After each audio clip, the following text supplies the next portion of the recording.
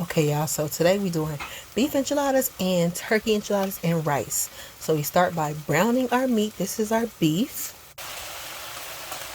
Here we have our turkey we're browning, and we're just trying to mash them in smaller pieces like so. So we had our meat cooking for a while. We drained it. Now we're going to add this burrito seasoning I love. You can make your own, but I prefer this. It has great flavor. And we're going to mix this up a little bit.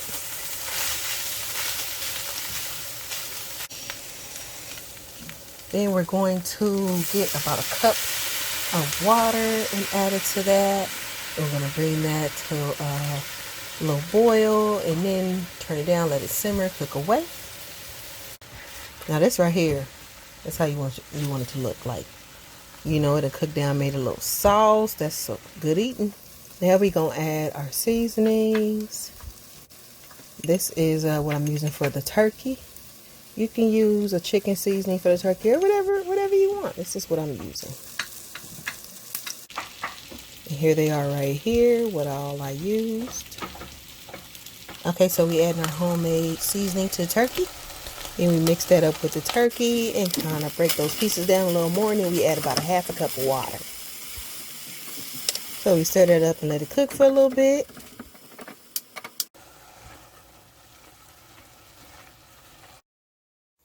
Next, we put some oil in the pan. We're going to make our rice, okay? So you add your aromatics, and I'll be adding some onion, and I'll also be adding some garlic. We let that cook down for a bit.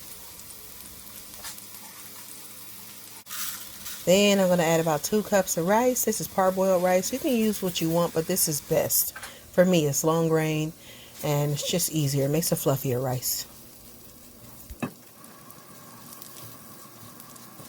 Stir it up a little, and then we'll add Goya. This is tomato and cilantro bouillon. So we add that. For 2 cups, I like to add 1.5.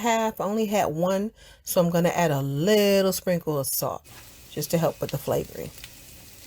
Stir that up.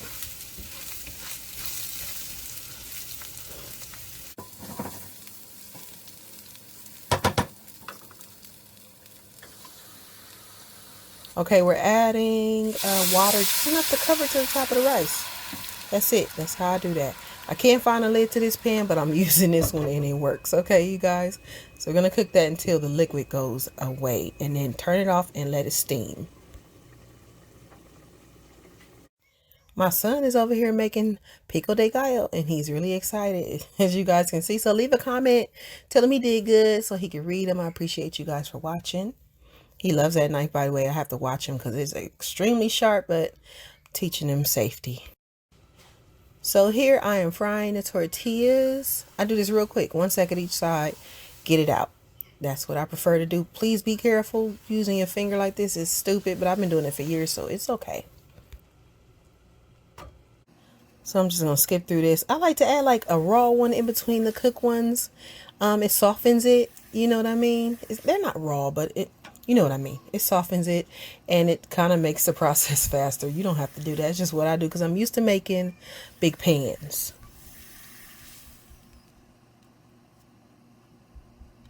Okay, I'm just stirring the sauce because it's a little thin. I'm not used to that, but this brand tastes the best to me. So I don't mind it. I'm going to dip our cooked tortillas. And then you add as much meat as you like or as little. After that, you're going to add some cheese. Now, this here, you can go crazy with the cheese. I mean, oh, it's just perfect. The cheese is perfect. It's good without the meat. You just have cheese enchiladas. We're going to roll those up.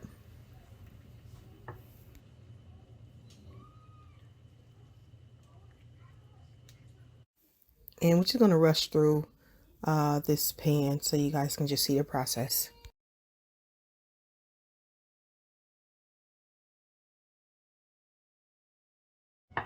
So here we go, working on our last beef enchilada. So I like to use red with beef. Some people like green, but for my rule, poultry, green, and beef, red. I don't really use pork too much in enchiladas. I haven't before, but I'm sure it's good. But just chicken and beef is my preference. But I have to have red sauce with beef. And I have to have green sauce with chicken or turkey. So it's up to you, really. It really is not going to stop you from getting to heaven if you switch it. This is just my recipe if you want to follow it, or you can add that green. I promise you, it does not matter. It's still going to be tasty, okay, y'all? So add that cheese on top.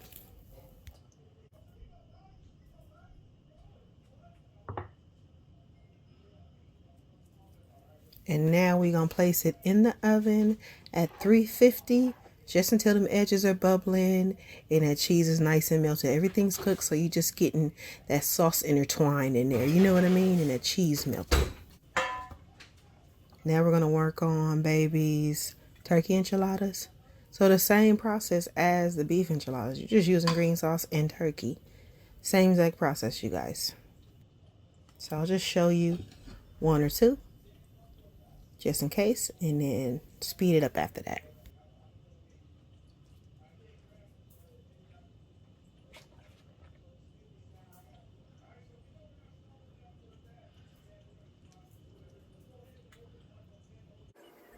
So turkey is a pretty healthy alternative. Of course, it doesn't carry as much fat as the beef does. And it's actually really, really good. So if you haven't had turkey enchiladas, try it. So I ran out of cheddar. I would have to grate it, and I was being lazy at this point. So I just grabbed some white cheese, and that works. You can use different cheeses if you like. Now here is our rice. That is ready and yummy. I just wanted to show you guys real quick how fluffy it is.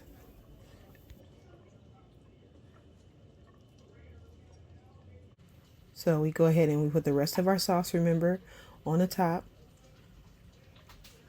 We're going to give it a little shake to distribute it.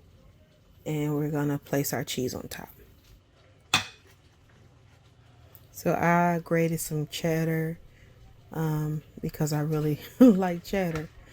And now I'm putting that on top.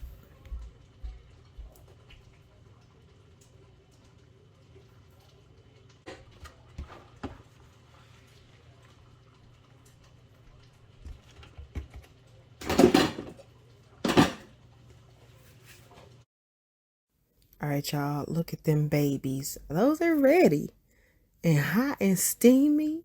And I'm about to tear them up. Yes. Oh, Lord. It's the cheese and the sauce and everything. I love Mexican food. So anyway, these are ready. And babes, turkey enchiladas are ready.